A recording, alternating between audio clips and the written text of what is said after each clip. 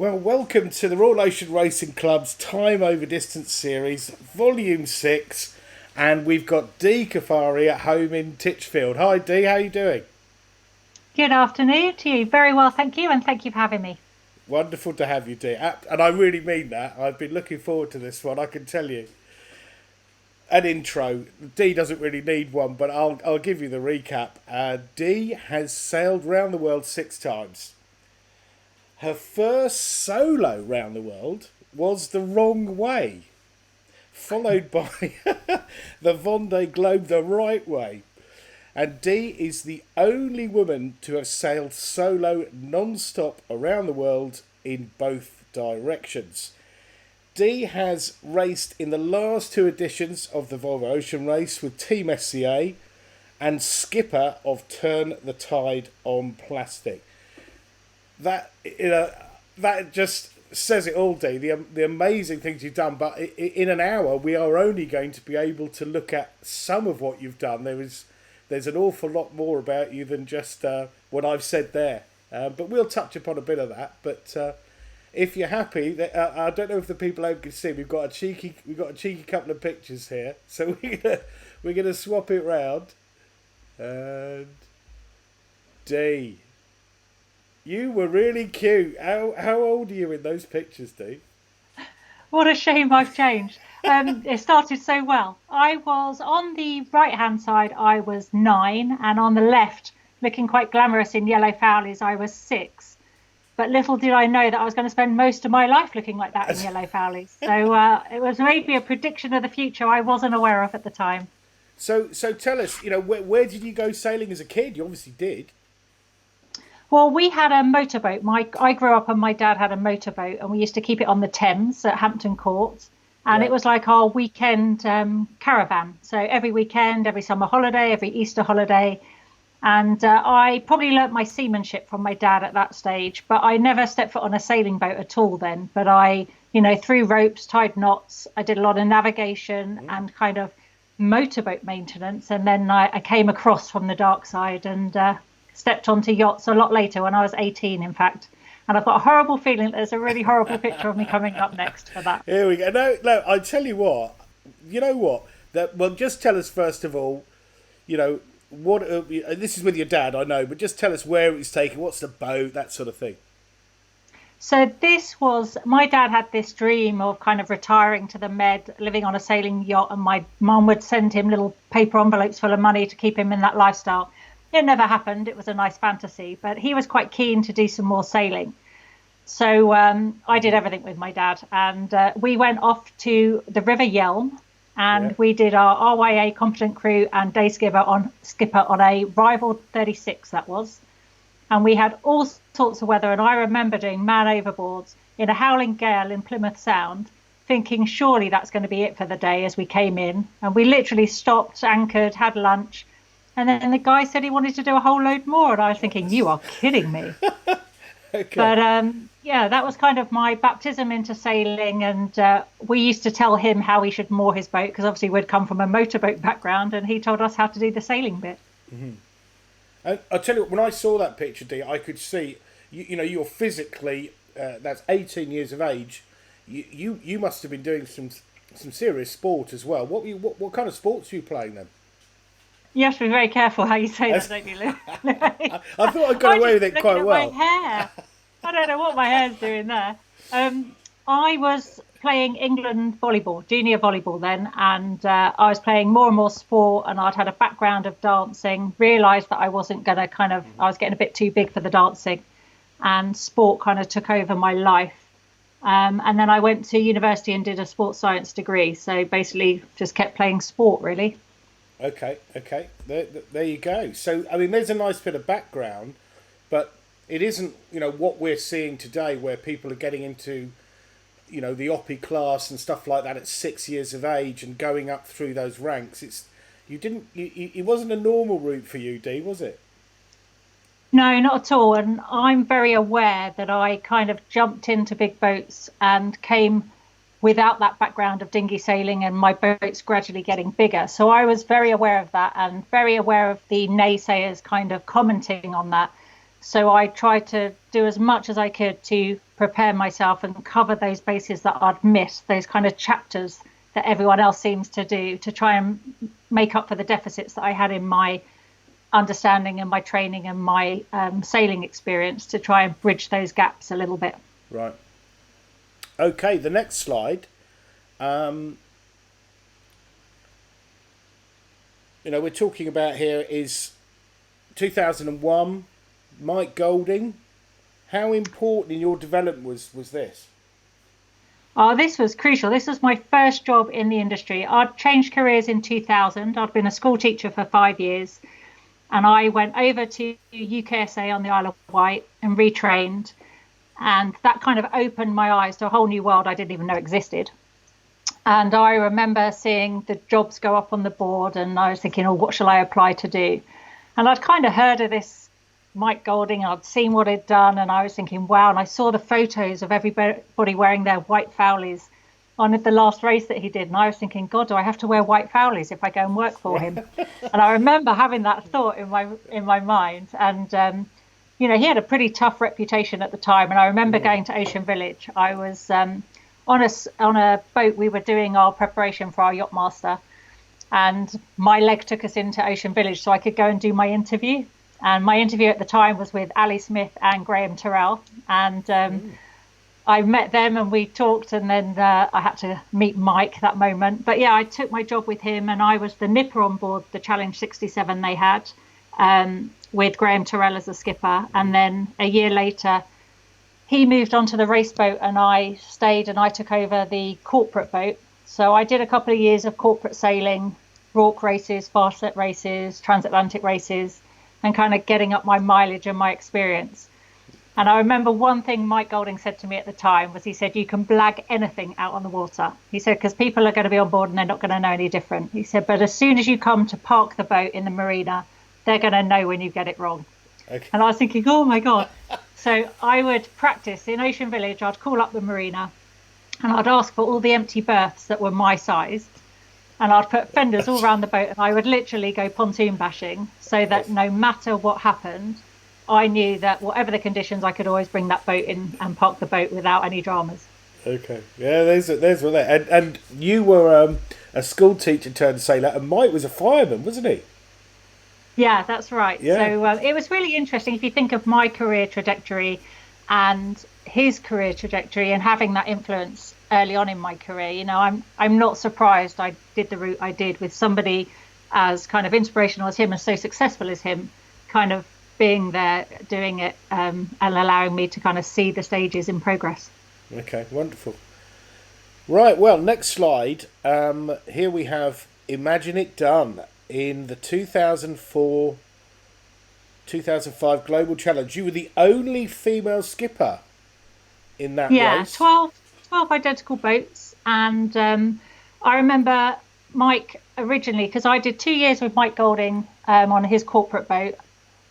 I changed and I went to work for Formula One Sailing, which was managed by Alex Thompson at the time, doing the corporate sailing there. And I had an opportunity to do the Global Challenge. And I remember Mike saying, just work for them as late as you possibly can, because obviously the fatigue sets in of how much you have to prepare and do all the corporate sailing, and your focus is racing around the world. And of course, what did I know about racing around the world? I had no idea. And there I was, lined up with 11 other boats with 17 paying people for the privilege, and I was responsible for them. But this was actually that image taken on the start line as we all left the Solent. We left from Gunwharf Quays, and it was I think pretty much everybody had half the boat down with seasickness that first night as we left the Needles. Yeah. And as a young skipper, and the first big skipper, you had a major on in the Southern Ocean on board, didn't you, with an evac? Yeah, we had probably the biggest Southern Ocean rescue there's ever been, and timing-wise was horrendous. Obviously, it's racing the wrong way around the world. So we left Buenos Aires and we were heading to New Zealand, to Wellington. And along the way, I had one of my crew having stomach issues. Luckily for me, I had a GP on board, so he was all over the medical side of it. And we had support with MSOS, and Spike Briggs was telling us, giving us top tips and stuff. And it went on and on and on.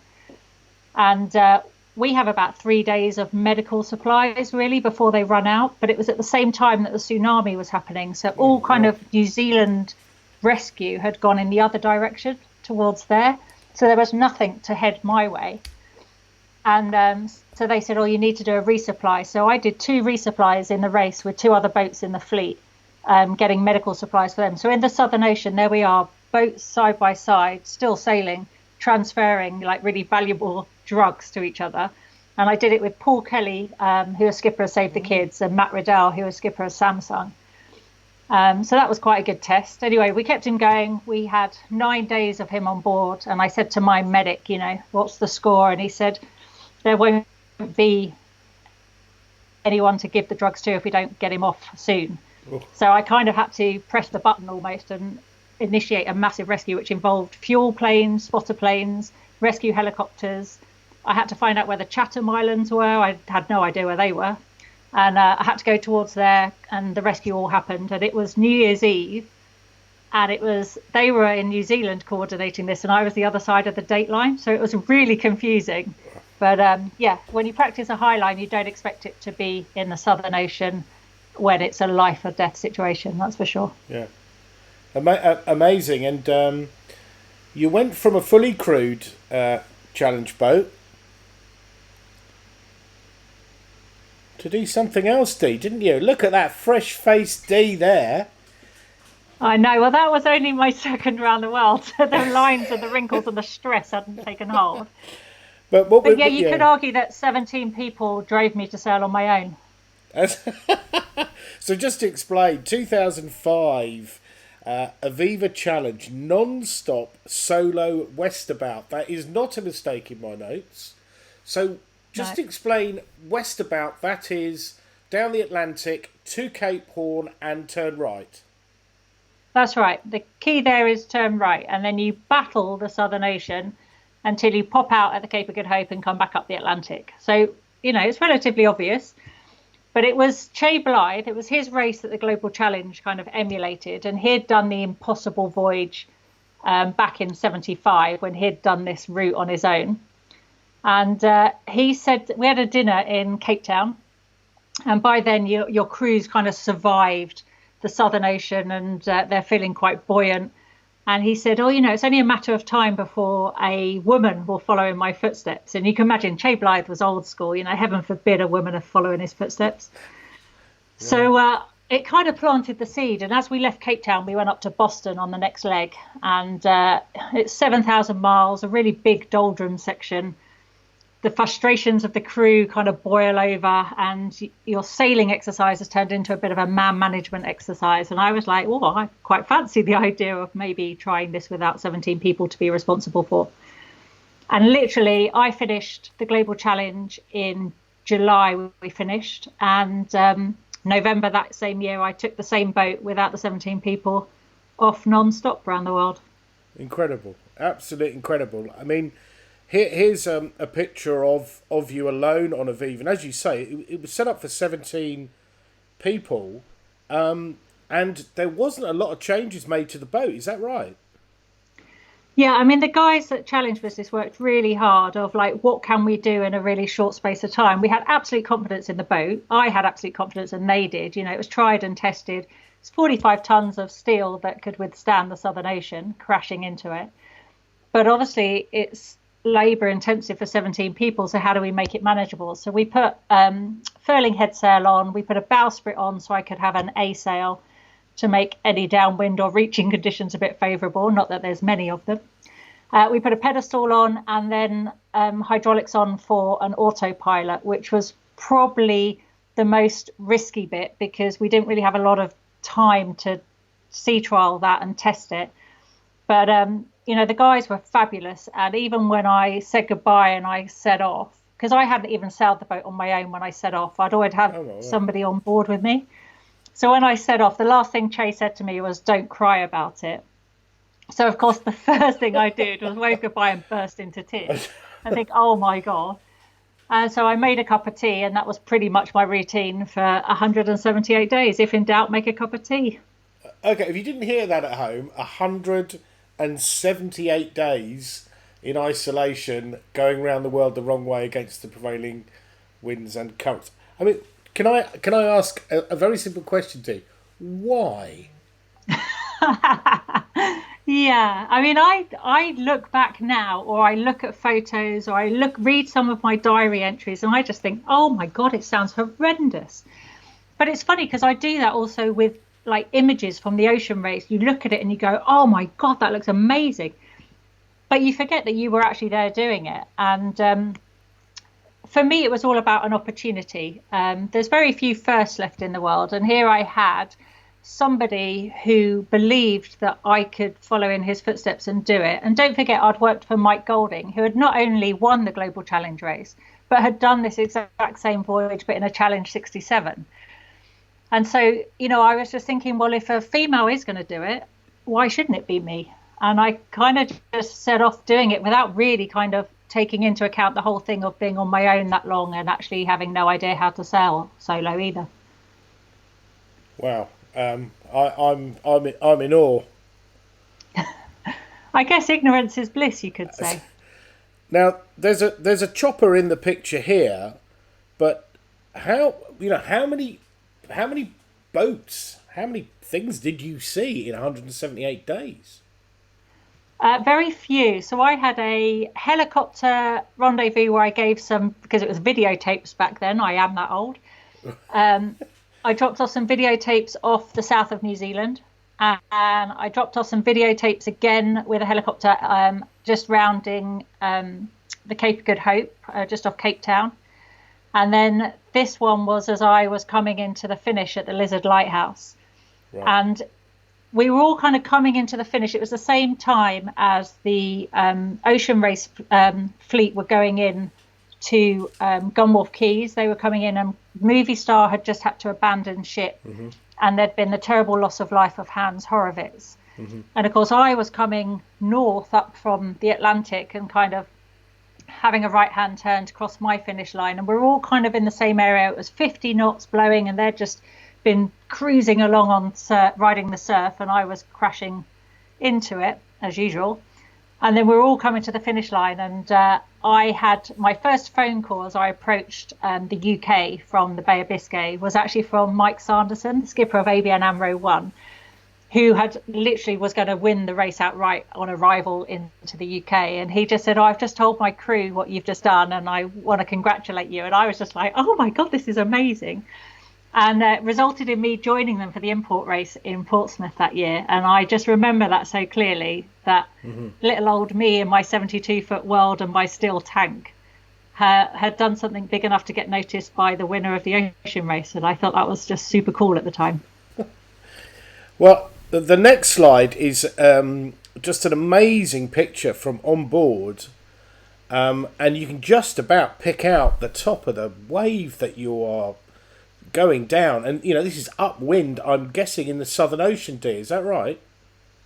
Yeah, I mean, they all start to look the same, to be honest, and you can get just as traumatic weather in the North Atlantic, as we know, but it's just the Southern Ocean is relentless. For me, I went round Cape Horn and I didn't pop out past the Cape of Good Hope for 88 days. So if you think about that, Francois Gabard could have gone around the world twice in that time, which kind of begs the question, what the hell was I doing down there? But it's a really long way, dodging icebergs, secondary depressions, trying to avoid the worst of the weather. And I think my average wind speed was something ridiculous, like 50 knots or something. I saw 70 knots on several occasions and kind of thought that 35 knots was just, a nice summer's day.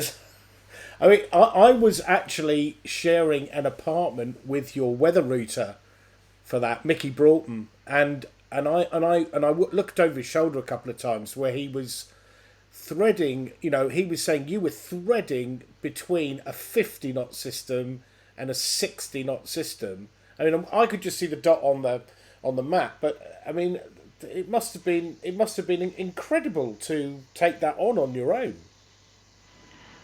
Yeah, I mean, he had his work cut out for him. Mickey worked really hard, and I could almost tell with his emails coming in that he was really reluctant to say the big numbers. So he would say, oh, the wind's in the region of late 50s. And he just basically didn't want to tell me I was going to see 60 knots. So you start to understand what he's hiding from you. But yeah, I think because it went on so long, and he rightly felt a degree of responsibility as I was battling it down there. But there's a lot of support and enablement for you to go down there, but you still got to deal with it yourself. And so I think that whole yeah, here's your weather forecast, I'm really sorry. And I still just have to deal with it. And there was one terrifying trip up the rig. Can you just tell us about that? Oh, well, I'm not good with heights anyway. And I had been practicing, and you kind of pick your moment. So I'd gone up in the Atlantic before I'd even entered the Southern Ocean. You do your checks because it's preventative more than anything else. But in the Southern Ocean, we'd had a really bad storm, a big electrical storm, and the lightning had hit the top of the rig. I guess nothing else down there, I attracted it. But of course, at the top of the rig's your wind instruments, and the little PC board at the top there had fried. And without that information, your autopilots struggle even more than mine already were. So I knew I had to go up and change it. And so you kind of pick the best window possible. But it's all relative to what you've been in. So if you've been crashing around in 50 knots, when you see 30 knots, you go, oh, yeah, this is quite nice. And I went up, probably not at the right time, especially because I'm quite nervous anyway, and my koala impression's quite good. I get halfway up the rig, and you do that whole, this is ridiculous. You look down, and there's nobody on the boat there. And you see a wall of cloud coming in towards you, and the lights falling, and you're like, I've got to get this done. And you put the pressure on. And I don't know whether I froze or my equipment froze, but anything. Anyway, we all got stuck. I didn't go up, I couldn't come down, I couldn't do anything. And you immediately, obviously, want to cry and realise that that's not going to help you either. So I kind of did that whole, right, what am I going to do? And it took me about 90 minutes, an hour and a half, to kind of get the confidence that I needed to kind of disconnect myself and get myself down. And then kind of sort out the mess. And I was a bit battered and bruised. Realised then that I also had to call home to reassure them that I was back down on deck and all okay. But then, of course, the realisation was I still hadn't done the job that I needed to do. So I was still going to have to go up there again at some point. But I did wait until much better conditions. But yeah, those kind of things kind of knock your confidence a little bit. But then you kind of think, wow, I survived. I could do it again. So they kind of knock your confidence and then build yourself back up again. Incredible story, Dee. Incredible story. Well, here's a screenshot of the video we're just about to play. And this is Dee arriving back in Southampton, having sailed around the world the wrong way solo, non-stop. Let's play you that video. There's a little bit of commentary, Dee, but your mic's live, so if you want to say something, we'd be really happy to hear it. Okay. Aviva Challenge, arriving in Southampton. Here we go.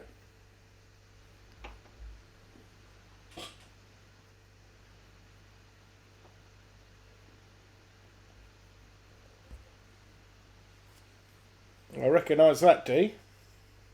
Yeah, familiar landmark. That was really nice to see. But what I couldn't believe, I mean, it was miserable weather. I think it was torrential rain. It was May as well. So, the UK really put the weather on for me. But I couldn't believe the volume of people on a miserable day that had come out on the water to see me in. Look at that. And that was one thing. But yeah, the crowds were the unbelievable bit. And I thought the rain would kind of disguise any tears I had. But yeah, they were happy tears for sure. Champagne for Dee. And then you get that kind of embarrassment because you've just been on your own all that time, and then suddenly everybody's looking at everything you do and say. I think my mum was very relieved to have me home then. Oh, but that's your mum there, yeah? Yeah.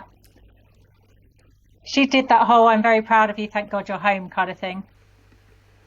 Oh, incredible. And it was. I was there. I can remember it. And it was incredible watching you come in to Southampton and to the huge crowd, the ticker tape parade and everything else. It was. It must have been incredible for you, having been on your own for 178 days, to come back to a big crowd like that. Yeah, I think a little bit, as I said, it was a bit embarrassing. I kind of thought, oh God, and I felt really self-conscious. And then you're kind of fueled by adrenaline. And I had 6 months of like activity to tell everybody about, and I just had verbal diarrhea, I think. I mean, I remember the guys when they stepped on board the boat to like kind of bring the boat in with me, they were taking it like a watch system just to listen to me, because I literally didn't stop. And I wasn't really in need of sleep because I used to just cat nap, so I was just like on full download to everybody. And I remember I went from the arrival, Princess Anne was there, and then I went into a press conference that was kind of streamed live to lots of stations, but I didn't really realize it at the moment. And literally I'd interrupted loads of people's news to come live to this press conference, and I was there chatting away, completely unaware of the fact that it was being broadcast out there. But I guess that's what made it quite genuine, really. And Dee, I'd like to know what did you learn, not as a person from the Aviva Challenge. What did you learn about yourself? Oh, that I was an emotional mess. The Aviva Challenge was quite funny because I kind of focused on the physical action of sailing a boat on my own, of like, oh, how am I going to do this? I had completely underestimated the whole kind of psychological side of it and the roller coaster I was going to go on. And I mean, from this, I finished in 2006 and I lined up on 2008 for the Vendée Globe, and my biggest transition on that was the psychological preparation, and that was just stepping me from this adventurer that knew nothing about what she was doing to actually becoming more professional. And that was about learning how to manage myself and my emotions and not waste the extra energy, make sure all my energy is focusing on making the boat go fast in the right direction. And it saved that whole kind of tearful moment and then kind of happy moments, or all these emotions that I wasn't in control of. Yeah. And little things, the way food and hydration and sleep affect you and stuff like that. So I kind of had underestimated that side of an athlete completely. Right. And coming from a physical education teacher, that's interesting that's what you learn. But here's a picture of you completely. That is completely I've done it, isn't it? I love that picture. But I'm gonna skip through to this one because, you know, as a journo, we dream of getting on the back page of a newspaper, even inside the newspaper. But you were front page news, broadsheet, rock star. I mean, you know, it was incredible how much you were getting, and you then went on to a really big campaign. Dee, just tell us a little bit about that time. Yeah, I mean, timing is everything, and I've been very fortunate. In 2006, I finished the Aviva Challenge, huge success, front page news, a lot of momentum. But that deal was done for 7 days after the finish line. So after that, I was now kind of a hot property in sailing, and I was invited to do different things. And I remember being at Scandia Cows Week back then, that summer, being interviewed, talking about sailing and what I wanted to do next. And I was there on TV with a Scandia jacket on. And of course, that kind of made a few people notice. And the phone call happened and said, well, you know, what do you want to do next? And I was like, well, I want to go the right way around the world like everybody else does. And it took 3 months of negotiations. But December that year then, we then signed for the Vendée Globe with Aviva again. So it looks to many people from the outside that it was a continuous sponsorship, but it was a completely separate project. Right. And, you know, a new project was born, yet again, putting me in an environment that I knew nothing about. Yeah, and going from a Challenge 72, and as you say, a fantastic sea boat and everything else, to this. I mean, tell us a little bit about the boat, the Oman 60 Aviva. Yeah, so I obviously had no idea about an Oman 60. I'd been the nipper for Mike when he was doing the Vendée Globe, when I was looking after the corporate boat. So, you know, I'd cleaned it and scrubbed it and looked at it, but I hadn't sailed on it. And it is a thoroughbred. And when you go from your 42 tons of steel that is indestructible to an 8-ton carbon fiber race machine, you realize very quickly that you've got a whole new kind of glossary of things to learn. And I was very lucky in the position. The project that I took on gave me a year in a IMOCA 60 that was an older boat, that was Mike's, that then was Conrad Humphrey's, that then became mine, while we built a brand new boat that was actually in the sister mold of Mike's new boat as well. So there was still that kind of connection there, which was quite nice given my background and kind of development through the sailing scene. But I had a lot of learning to do. I was on a steep trajectory yet again, but I had a lot of good people around me to help make that happen. Yeah. This image is actually the Transat from Plymouth to Boston in 2008. Which was not to say a Transat's a warm up. This was leading up to the Vendée Globe. Yeah, so I had sailed the Transat Jacques Vabre in the old boat with Nigel King. And then I'd done the solo trip back, the B2B, and I had dismasted in the Bay of Biscay just 300 miles from the finish. Cool. And then I'd gone down to New Zealand. We'd picked, this boat had been built and then we shipped her back, and I'd been in Portugal training.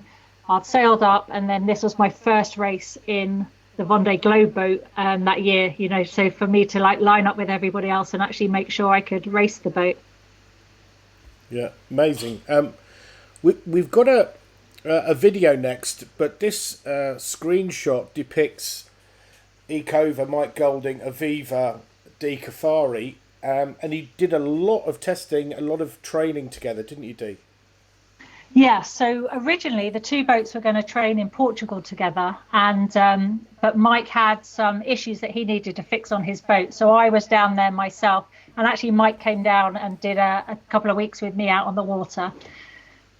Just passing on comments, and actually for him sailing a sister boat while his boat was having work done.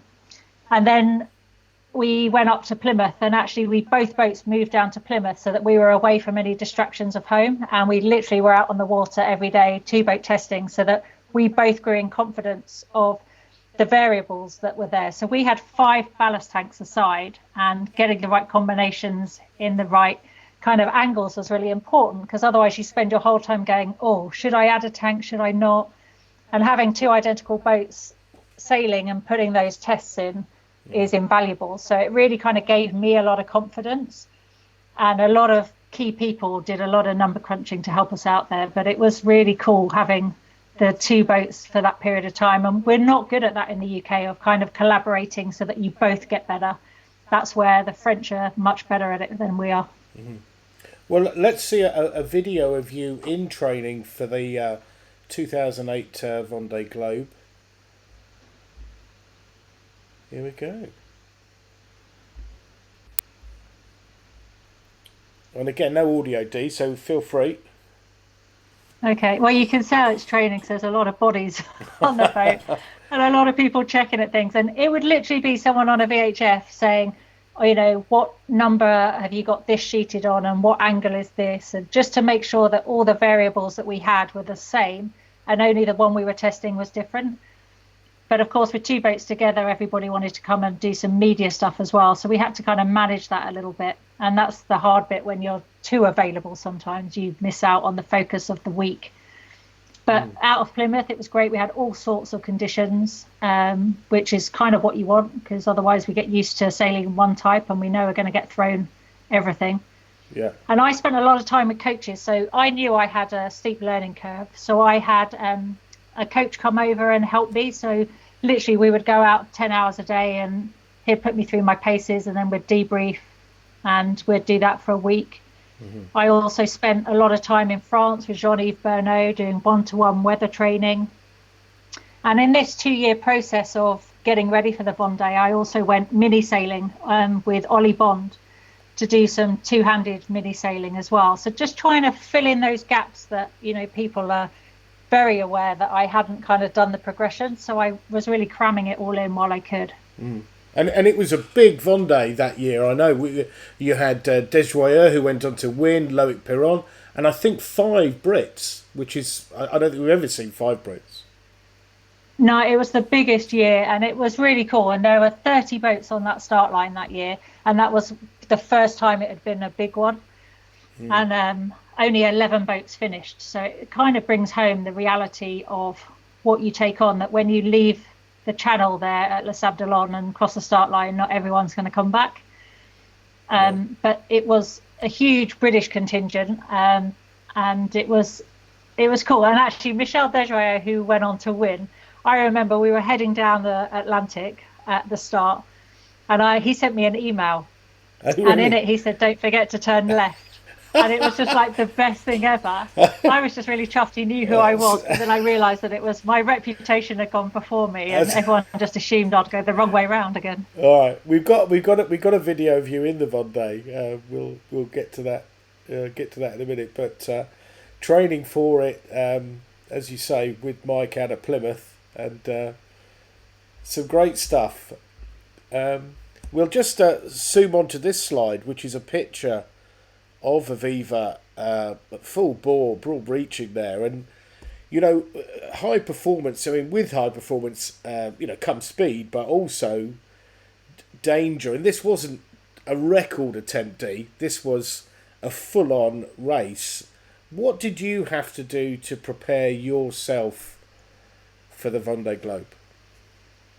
Well, it's interesting. So, I talk about the skills of the big thing was making those critical strategic decisions with the weather that I'd had support in on my round the world with Mike Wharton. So now I had to make those decisions with the information I was getting. So I spent a lot of time with Jean-Yves Bernot developing, recognising the systems and what would happen and making the right decisions. But also that whole thing of you've got to be quite self-sufficient. Mm-hmm. So I spent a lot of time with my rigger, with my boat builder, like just looking at the different aspects of what potentially could go wrong and how I was going to fix it and what I was carrying and what I would do with it. Because, what we needed to do is I needed to finish so I could kind of tick this solo round the world in both directions thing. So I wanted to finish no matter what. Mm-hmm. So if you look at the spares we were carrying, I had a spare rudder and I practiced changing my rudder because my boat captain was Geoff Brown, and he's probably been the most successful boat captain with round the world successes.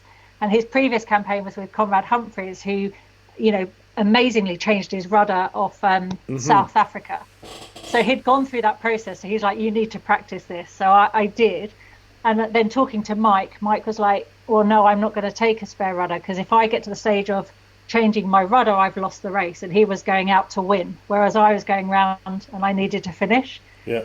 So it was really interesting, the different perspective on it and what you carried and what you practiced to do stuff. But it's that whole thing of you think you've got everything sorted. I mean, I'd done 18,000 miles in that boat before I set off on the Vendée Globe. So I had really tried to put the miles of the time in, so I had absolute confidence in the equipment I was using. Yeah, amazing. Well, look, Dee, how long did the Vendée Globe take you? Oh God, it felt like a fraction of the time compared to what I'd done before. I was like, oh, is it over already? Well, I can't believe it. Well, here's 8 minutes of it in a video. And again, this doesn't have any audio, Dee, so feel free to have a chat about this. So I'll tell the people. Oh, go on. Used to that.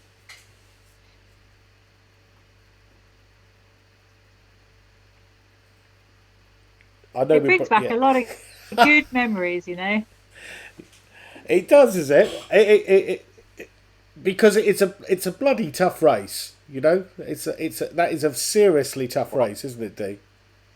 It is, and the year we left, we had 50 knots on the first night, getting out of the Bay of Biscay, and of course you get out of the fishing fleet, then you get out of the shipping lanes, and then when we went through the front, then we all kind of tacked across and headed south. And it was like a baptism of fire. And I remember the attrition rate at the beginning of the race was so extreme. And I was thinking, God, just to still be in it is amazing. But of course, once you then turn and head south, you're in warmer waters within days and you're like, oh, this is awesome.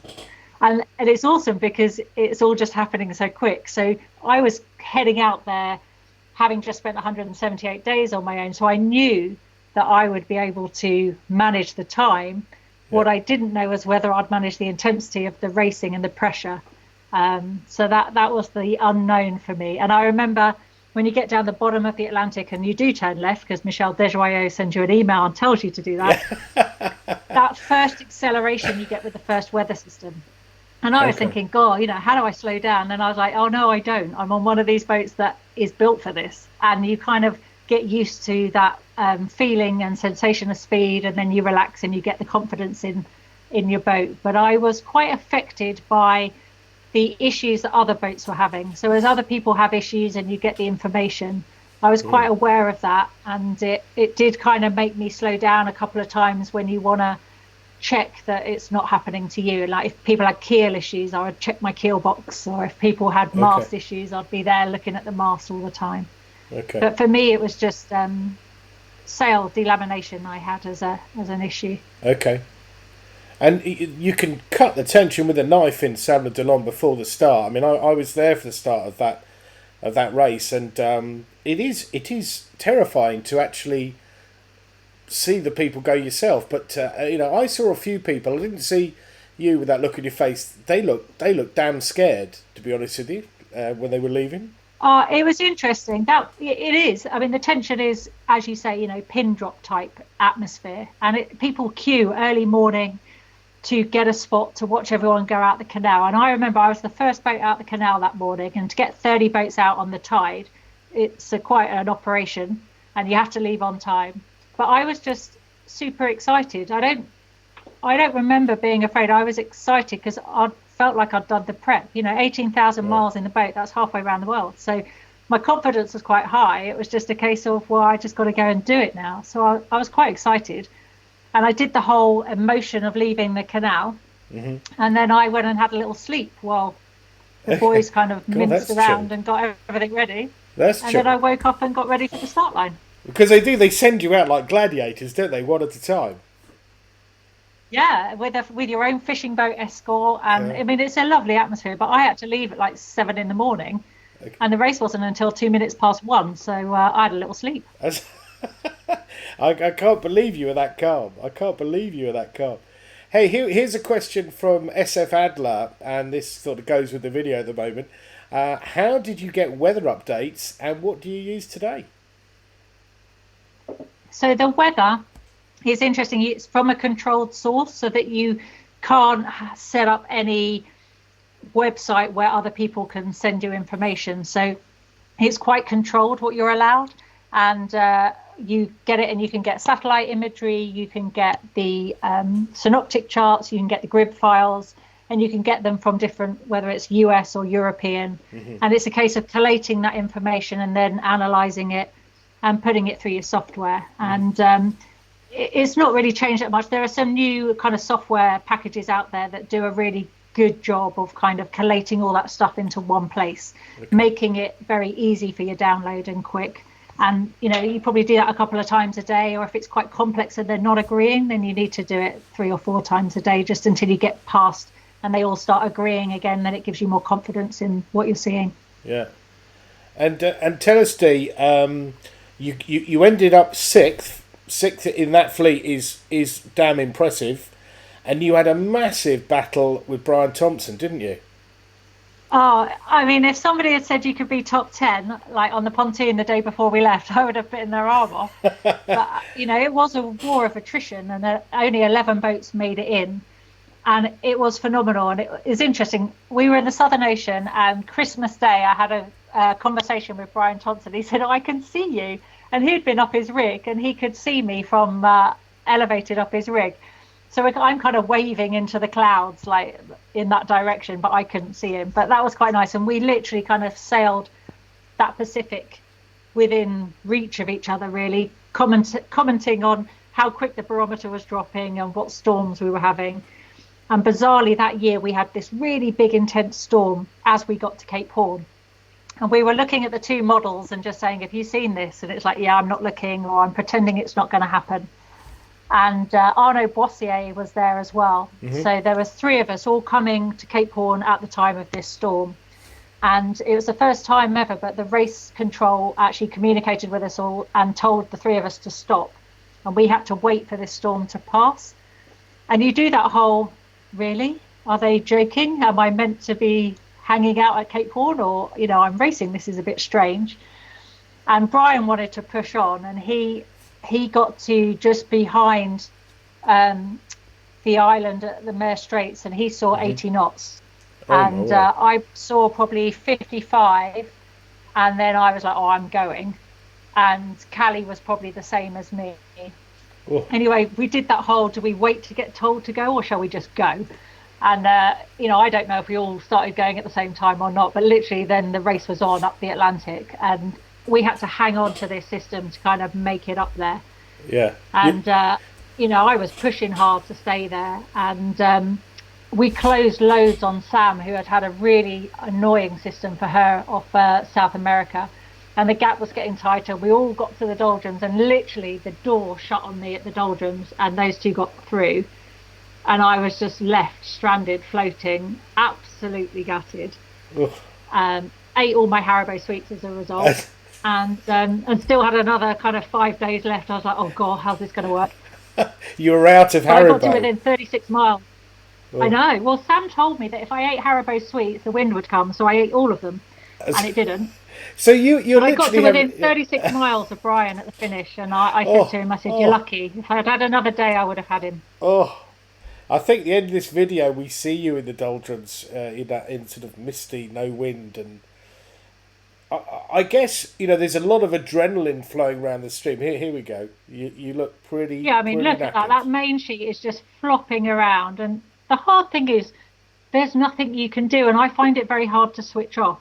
The French guys were saying, well, if there's no wind, there's no wind. You can't do anything. Just chill out. But I'm just like so frustrated, and you almost work harder in those conditions than you do normally and you get nothing out of it. It's just heartbreaking. Yeah. And 36 miles behind Brian at the end.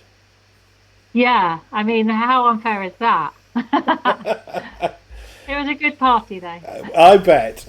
Yeah. Well, an amazing achievement, 6th in the Vendée Globe. Sam had a cracker, didn't she? She was 3rd. Awesome. Well, she finished 3rd, but there was that controversy with Safran. Oh yes. And their keel. Yeah. So 3rd straight. He got redressed. But, yeah. Yeah. Here's a question from Pietro Strada. Let's put this in. Thank you, Pietro. Pietro Strada says, did you have any breakages during the Vendée? Are you trained to repair everything on your own? We touched on that earlier on, but breakages, Dee, during the Vendée?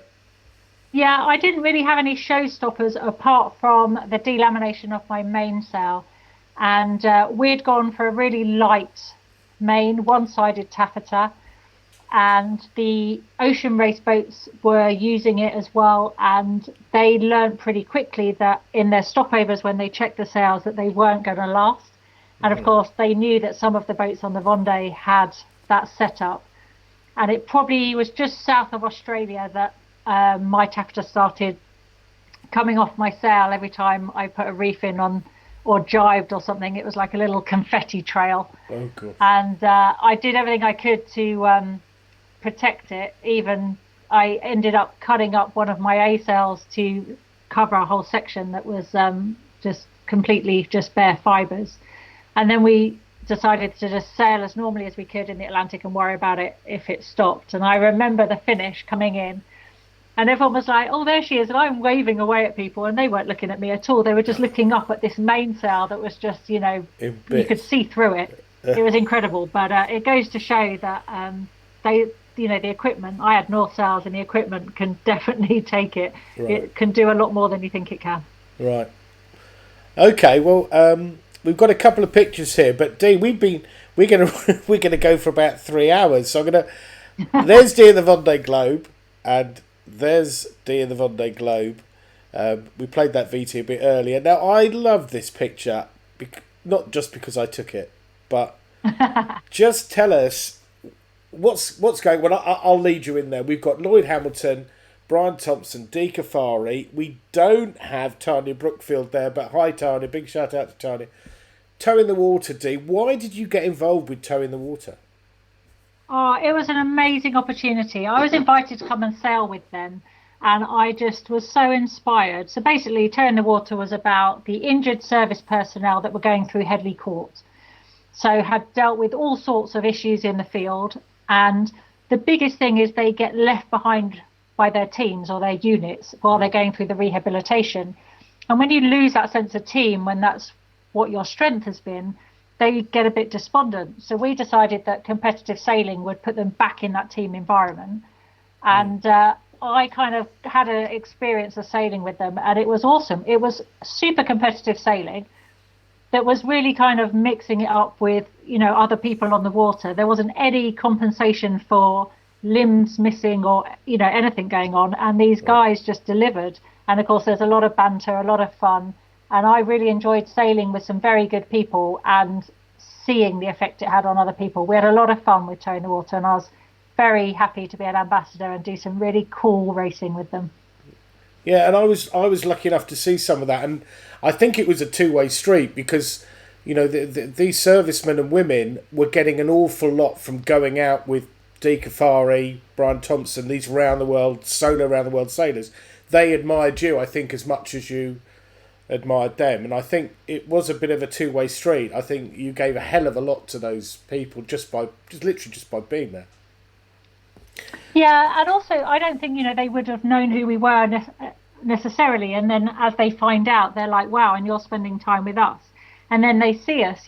For me to be driving and have Brian say, yeah, put it in there, I was like, cool. For me, I was learning every day as well, so it was a really nice, as you say, a two-way street that was really beneficial for a lot of people. Yeah, wonderful. And Oman Sail, you spent 2 or 3 years there, Dee? What was the idea of the project? 3 seasons out there. It was David Graham, who's just taken over at World Sailing, actually, or about to take over at World Sailing. He was running the Oman Sail project, and they wanted to have a women's programme. And Oman in that region is probably the most progressive state out there, or it definitely was back then. This is 2012 it started. And the idea was to give them the opportunities. But of course, where we were starting from was a group of women and ladies that didn't even have any water confidence, let alone the skills and the knowledge to have a new sport explained to them. So it really was a whole development program. And we were doing it in a second language for them where they didn't necessarily have the vocabulary either to support it. So it was amazing. I learned an awful lot about, their culture and their way of life and how to progress this opportunity for them in a sensitive way. And also, it's a beautiful area to sail in. I mean, we saw some stunning coastline. We used to do Sailing Arabia, the tour that used to go around the GCC states, amazing coastlines, different countries, slightly different cultures. And I think, by having them seen out there racing in the different countries, it really did help enable the other states to kind of come on board with it. And I know there's a lot of match racing and sailing in Bahrain. Mm-hmm. There's, growth definitely in the UAE. So it really has had an impact. And if I think now, in 2012, we were telling them to go in the water and be confident, let alone sailing a keel boat. And now they're on DM24s in a kind of Tour de France style racing in Sailing Arabia, the Tour. So, the girls have come on in leaps and bounds. And even those that haven't stayed in the sport of sailing, they learn life skills and attitudes that have enabled them to go on to some good things. And they're the role models. It's their children that will benefit from their kind of open-mindedness now. Yeah, I mean, it's amazing. I saw some of the earlier days of that, and these girls were literally scared to go in the water, weren't they? That's how it's completely. But also just understanding for me, I'd come off sailing and it's 35 degrees there. And on the water, it's fine, but you come into the marina and it's like a heat wave hits you. And then they're saying, for the prize giving, you've got to go and put trousers on. I was like, you're kidding me, right? But it's just understanding. I needed to cover my knees, cover my shoulders, and, just that sensitivity and understanding that. But it was enlightening. And the progress made by the girls was incredible. Mm-hmm. Now, this is an interesting shot. I'm just all I'm going to say is Commander Dee Caffari. I know, it's my 007 moment. I was very fortunate to be invited to be an honorary commander in the Royal Navy Reserve. And I didn't really know what that meant. So I was linked with toe in the water. And of course, having a military connection now, I was like, is this something I want to do? And of course, for them, it was great to have that connection as well. And I did 8 years with them, and I did some very cool stuff. But the pressure was incredible because there was nothing on my uniform that said I didn't really know what I was doing. So the protocol and the respect and getting the kind of actions right was quite hard. I had 2 days at Dartmouth to learn how to salute and march and things like that. And then I had a lesson at HMS Sultan on sword drill, so I could carry a sword to do the passing out ceremony. And the pressure was unbelievable, but I loved it. I had a lot of cool opportunities, and I was very proud having this connection with the toe in the water guys, because then they could see that I was genuine in my ability to do stuff for them and, you know, my care and stuff. So that was good. Yeah. Dee, I'm just going to go straight to this slide here. 2014-15 Volvo Ocean Race. First all women's team in the VOR for over a decade. Big budget. A first for you and most of the team as you were racing fully crewed. What did you bring to Team SCA, Dee? I don't know what I bought really. I came really late to the program, and I'm a bit nervous about what any of the others would say I bought. But I came really late to the program, and I basically felt that I had experience to offer that would benefit, and I pushed really hard to try and be part of it. And it took me a long time to get the door open to allow me to trial. Right. And I was really pleased I did. And the big thing for me was the opportunity to sail with some amazing sailors, all from different walks, so Olympians, match racers, all these different skill sets coming together.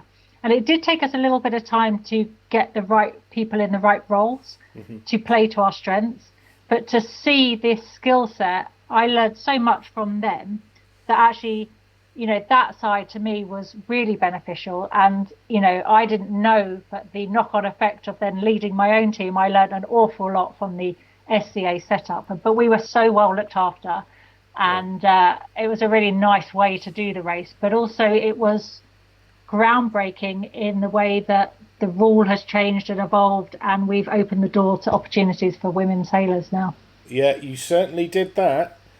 Let's have a look at some video action from that race, and thank you very much to the Ocean Race for letting us show this. This is Team SCA in the Southern Ocean, and it speaks for itself. Bit of commentary on this one, Dee, but I don't think anyone's going to mind if you shout over the top of the crashing waves. Okay.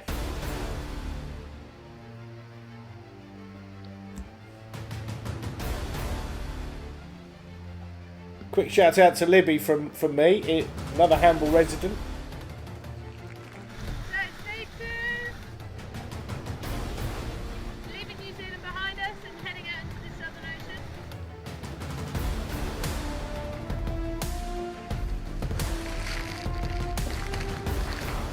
Those 65s are super wet boats. I can see that. Sun's shining, so it's perfect. That was a pretty brutal Southern Ocean leg, as I remember. Yeah, it was. I mean, it was good. I mean, we had some sunshine. Look at the sky there; it's beautiful. You don't often get that.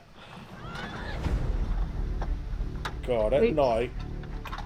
It always happens at night. If anything's going to go wrong, it happened at night, and normally at night on a bank holiday weekend on a Friday evening, when obviously you want to phone for help and everybody's having the weekend off. Oh, you can laugh now. I bet you were laughing then. It was one of those things where on a boat with us, with the lack of experience that we had doing the ocean race compared to the guys' boats, that we were going to broach at some point. And so when we did, it was all a bit like, oh, so this is what it's like. And as you see, it does snow in the Southern Ocean, but we did get to see Cape Horn. We went round on April Fool's Day there, and we had to check that it wasn't a fall. It was definitely. Oh my word. Okay.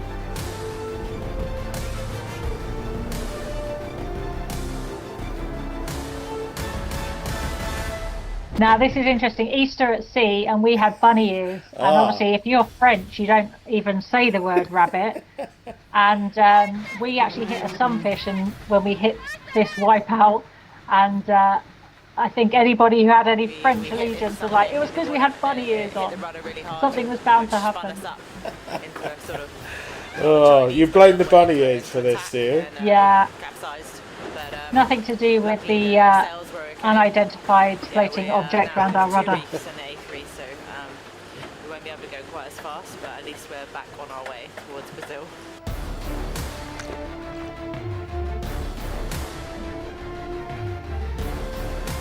And you finish the Southern Ocean and you come into Itajaí on this leg, into Brazil. And you go from this freezing cold snow, water over the deck all the time, into a South American beach with caipirinhas, and life doesn't seem so bad anymore.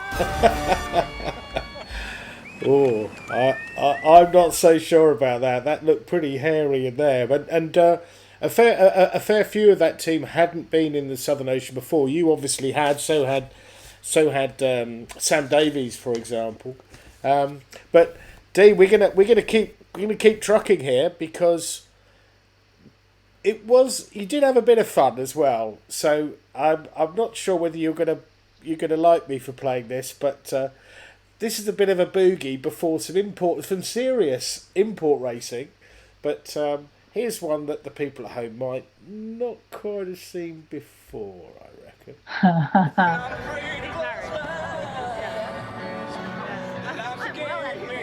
Annie Lush. So wake me up when it's all over. When I'm wiser and I'm older. We're just taking the lead from our skipper there, you see.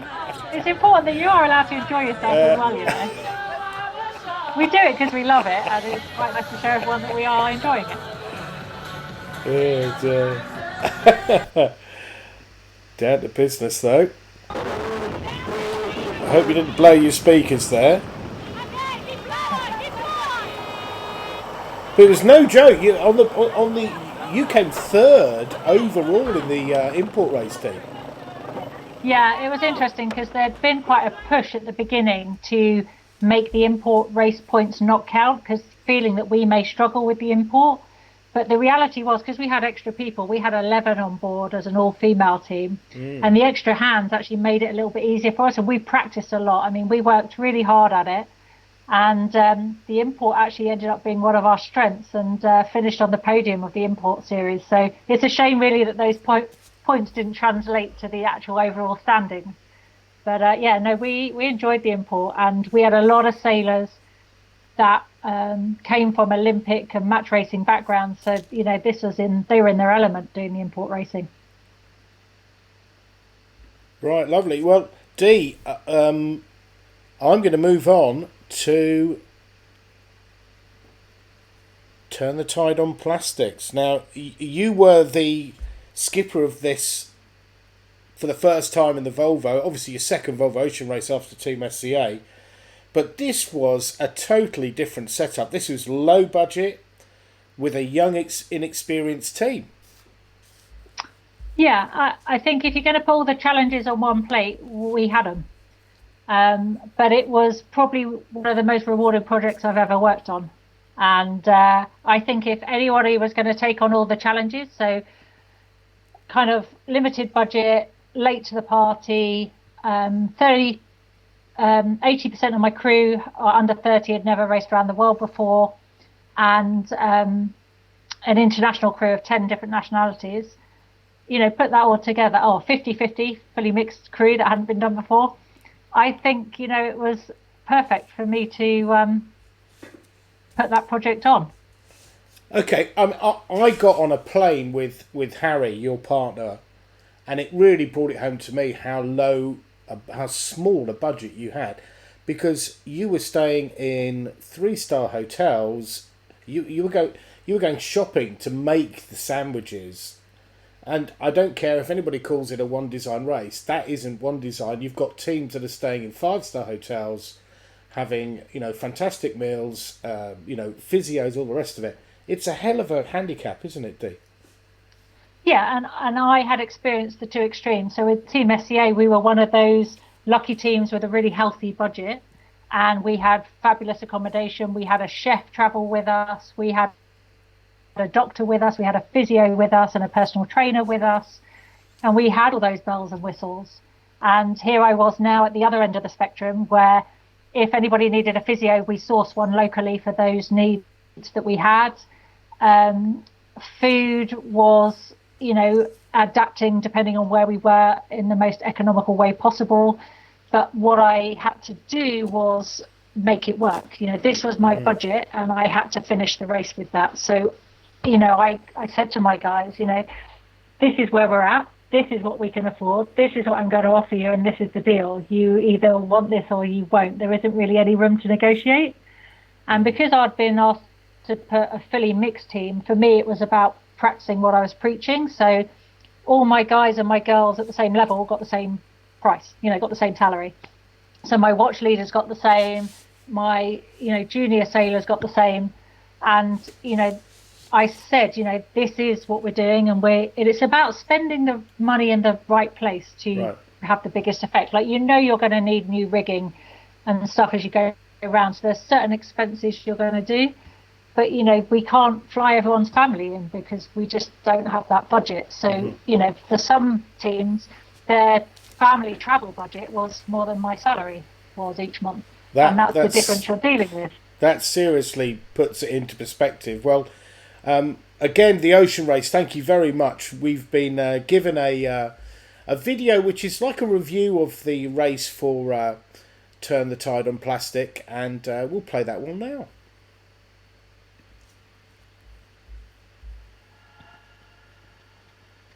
British offshore legend Dee Caffari became the only female skipper of this edition when she accepted the challenge of creating the first team in the Volvo Ocean Race's history to have an equal number of men and women on board.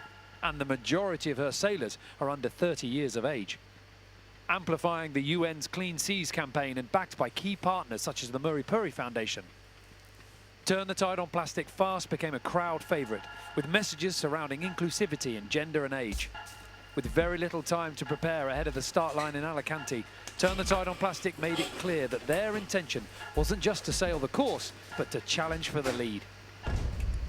After finding their feet in the first few legs, the daunting challenge of leg 3, Cape Town to Melbourne, lay ahead.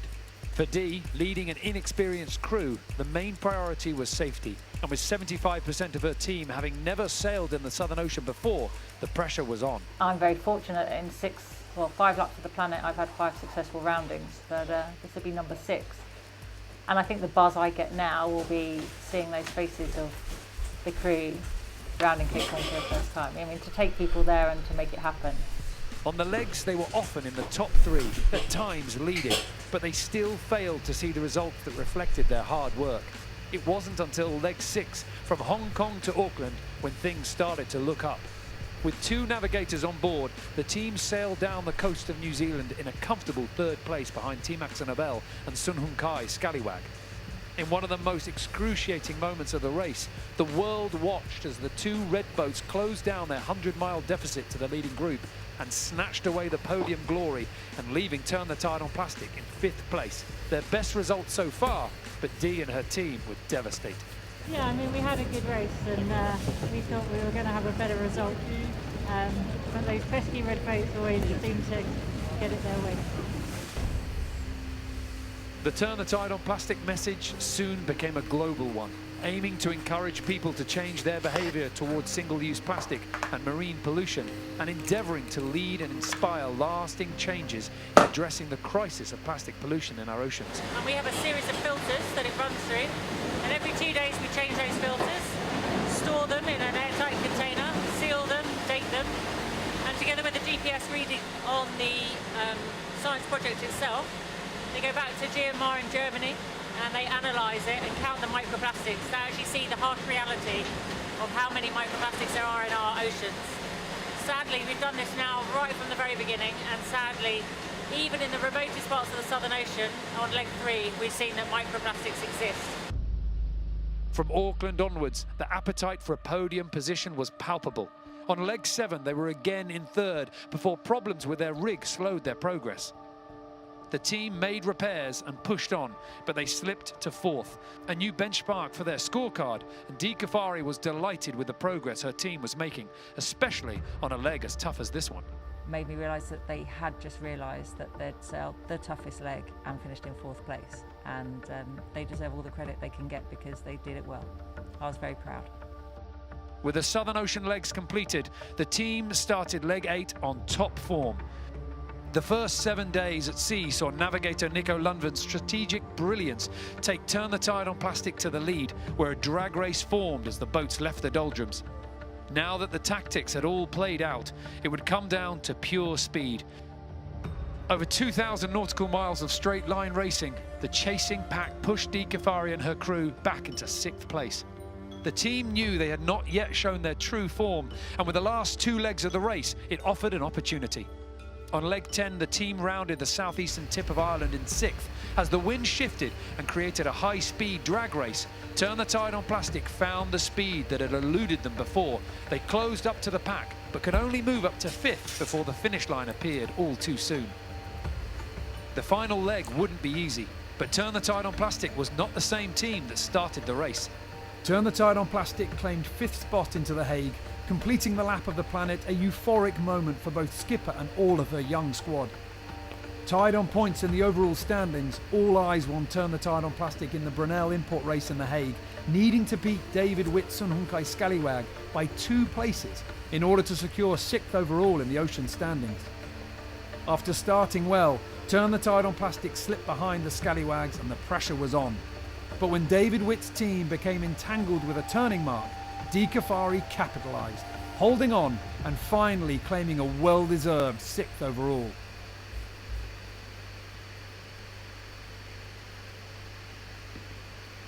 Well, just 5 minutes of a 45,000 mile 9-month race, Dee, but just I think I'd like to know, and I'm sure a few people at home would like to know, what was your big lesson learnt for Turn the Tide on Plastic? When you give people a chance to see them grow and really take it on is awesome. I loved it. I probably should have had more confidence in them from the beginning. And I guess Cape Town, we left on a really big forecast, and they'd never been in the Southern Ocean before, and that pressure, I realised what I'd taken on. But actually to see them grow over the time, the team I left with were not the same team I finished with. And, I should know, if you think from where I was with the Global Challenge, taking amateurs on that way, when you take people who are professional sailors, they just hadn't done the race before, it was great to see them do that. But I feel that I wanted to give them more. I could give them only what we could afford to give them and allow, and I wish they'd got the result they deserved to show what their sailing ability was. We were so close to everyone the whole way, and we did get better and better each leg, which is what we set out to do. And I just gutted for the guys on board that they didn't get the result to kind of show that on the scoreboard a bit. But that's my frustration. And I guess for me personally, what's next after something like that? Well, I still haven't won, so I still want to go and do it again. But I feel I missed out a little bit compared to, say, the others on the other boats, that I didn't get to sail with these great sailors that have done numerous laps of the planet for me to learn from. Imagine having the chance to sail with Val Becking and KP. Imagine sailing with Rob Greenhouse. All the girls on the other boats, they must have got so much from it, and I kind of feel bad for my guys that they had me, but what we did and seeing them do what they did was awesome, and the fact that our race came right down to the last import race on the very last day, and that small victory for us felt like we'd won the overall thing. Okay, yeah, amazing. Dee, we've got another little surprise video for you. These make me nervous. Which confirms that you are a serial hugger. Oh, which is quite controversial in the current epidemic that we're in. It is. There's no real talk on this one, Dee. So fill your boots. But Well, this is actually in The Hague when we'd just finished the final import race, and we had to put 2 boats between us and Woody in order to not finish on the bottom of the leaderboard. And we'd done it, and we'd got ourselves a penalty, like everything had gone against us. But it had gone against us less than it had gone against Scallywag, and that's what I mean, like it felt like we'd won the whole thing. And this was my final opportunity to kind of say, yes, we've done it, and, you know, allow my team to bask in the glory. And, you know, the shore team were there doing everything they could the whole time. And it was like, we did it, finally, for you. But of course, I didn't realise I was getting to the end of the pontoon and what was going on behind me at the time. I'm up to, that's 15 hugs, I reckon. That's 15 hugs in 2 minutes. Now you know how traumatised I am in lockdown, where you can't go hugging people. Yeah, 16 and counting. That is, yeah, you are a serial hugger, Dee Caffari. I'm accusing you of that. You're going for a... Oh... That was definitely a case of if I'm going in, you're coming with me. Wonderful thing.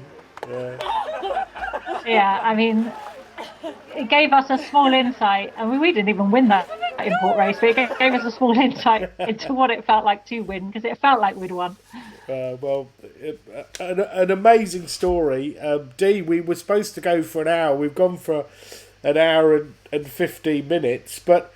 I'm sorry, everyone. We've had a couple of questions. I saw one from Gavin Howe. I can't put it up on the screen right now. I'll try and find it. But Dee, what is next for Dee Caffari? Oh, the $1 million question. Well, to go and hug some people, because I haven't done that for a few weeks. Obviously, now you know I'm a serial hugger. But yeah, the ocean race is scheduled to go for 2021. Mm-hmm. I, to date, have no plan, and sponsorship obviously isn't an easy option at the moment. But I would relish the opportunity to be a cog in a machine that helps produce a result. So not having the burden of responsibility, but actually learning from those around me and being part of it. Right. But in the meantime, what has really attracted my interest is this growth in the double-handed class. Uh-huh. With Rourke having their races, with inviting, that growth of that class to come. And obviously, people's interest has been sparked because of the Olympic class being added for 2024. So I'm really keen. And at the beginning of the year, I was talking with Mike Golding. So that whole kind of full circle coming round again. About doing some sailing together, but this pandemic's kind of put a hold on everything. But I'm definitely keen to be in that arena and see how I get on and see what the future holds. But it's an area of interest. I might not have youth on my side anymore, but I've got some experience and lots of enthusiasm. Right. Well, that's fantastic. Well, Dee, it's time to say cheerio, but this is a good opportunity for me to reveal who's coming on to the show next. And you have been, honestly, I know we've known each other for a while, but that has been truly inspiring for me to actually see it all in 1 hour. What you've achieved has been unbelievable, Dee. Thank you. and I tell you what, Ian Soapy Moore has got something to top here. Ian Soapy Moore will be on the Royal Ocean Racing Club's time over distance next week. That's same time, same place, and he will be focusing on walking the course for the 2021 Rolex Fastnet race. So join us for that next week, and we're going to play you out with a video which, quite frankly, just sums up Dee Caffari. Thank you very much for joining us. See you next week.